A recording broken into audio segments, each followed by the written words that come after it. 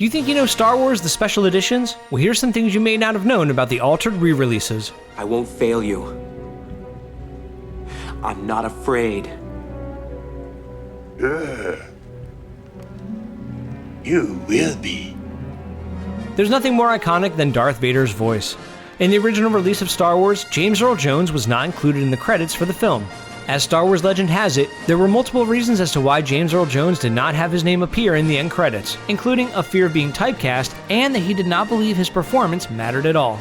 It wasn't until the 1997 special edition that the actor relinquished his fears and his name was added to the credits. Obi-Wan never told you what happened to your father. He told me enough. He told me you killed him. No. I am your father. In Empire Strikes Back, R2-D2 is snatched up by an underwater creature in the swamp planet Dagobah. Shortly after R2-D2 is pulled into the bog, he is violently spit out and reunited with Luke. In the original release of The Empire Strikes Back, Luke says, "You're lucky you don't taste very good."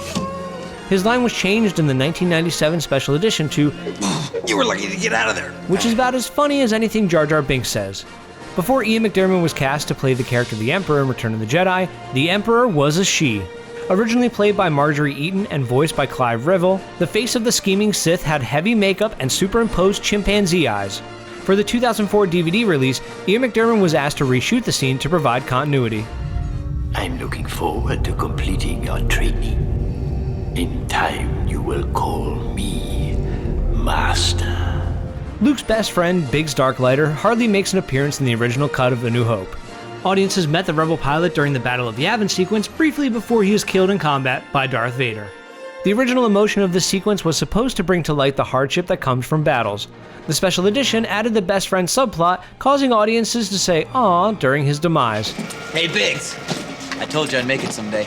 It'll be like old times, Luke. They'll never stop us. At the end of Return of the Jedi, Darth Vader reveals the horribly burnt man hiding beneath the mask. The shocking glimpse proved that even though falling into lava can change your appearance, one's eyebrows can still be present. Played by Sebastian Shaw, the facial prosthetics did have eyebrows. However, for the 2004 special edition, all of the actor's facial hair was digitally erased in order to keep continuity with Revenge of the Sith. Luke, you were right. You were right about me.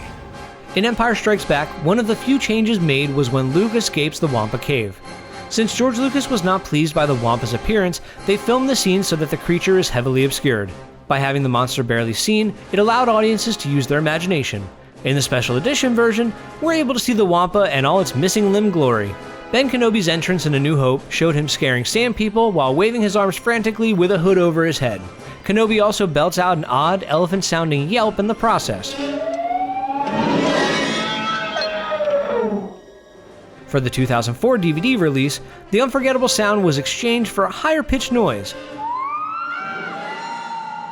However, his scream alterations did not stop there. For the 2011 Blu-ray edition, his yell was changed once again to become even more intimidating.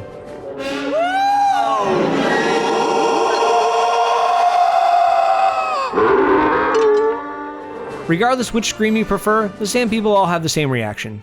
Every Star Wars fan has taken part in the ultimate debate: who shot first? George Lucas changed the scene to have Greedo clearly shoot first, so future audiences wouldn't think Han was a cold-blooded killer.